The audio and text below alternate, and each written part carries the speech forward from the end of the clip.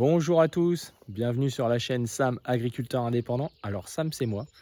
Alors ce matin, je vous fais une petite vidéo très courte sur la moissonneuse batteuse et sur le changement du réservoir de carburant. Vous allez voir, c'est tout un roman.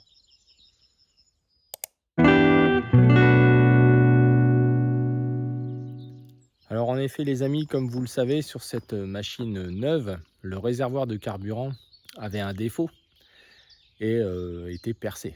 Ce qui est quand même dommage pour un réservoir de carburant, puisque la seule chose qu'il a à faire, c'est d'être étanche. Donc hier, nous avons enfin reçu, donc vendredi, ce fameux réservoir. Donc hier, lundi, nous avons procédé au démontage du réservoir qui n'allait pas. Et quand on a vu le nouveau réservoir, il était en piteux état, abîmé. Je vous mettrai quelques petits extraits de son état. Mais ce qu'on n'avait pas vu, c'était qu'en dessous, il était déformé. Mais tellement bien déformé qu'en fait, on n'a pas pu le monter. Déjà, quand je l'ai vu comme ça, je l'aurais vu avant. On n'aurait même pas démonté le réservoir. Donc hier, eh bien, ils sont allés directement chez le constructeur là-haut à Belleville pour aller chercher un autre réservoir qui, j'espère, sera en bon état pour finir de le monter ce matin. Donc là, il est 6h30. C'est triste, hein, c'est triste quand on voit le montant de ces machines, et même au-delà de ça, c'est le manque de sérieux. Le manque de sérieux de tous ces gens-là qui en ont strictement rien à faire. Quand on reçoit un réservoir dans cet état-là, dans une caisse en bois, et que le réservoir a été frotté, raclé, rayé, mais avec des rainures profondes, qu'on peut même douter de son étanchéité encore une fois, et que le montage d'un tel réservoir est une vraie galère, puisqu'il faut démonter l'ensemble de l'arrière de la machine, hein. D'ailleurs, il y a toutes les pièces ici, là. Donc ça prend du temps, de l'argent, de l'énergie pour tout le monde, pour quelque chose qu'on n'aurait pas à faire en théorie.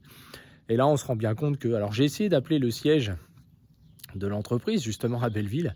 J'ai laissé sonner 16 minutes. Je n'ai jamais eu personne.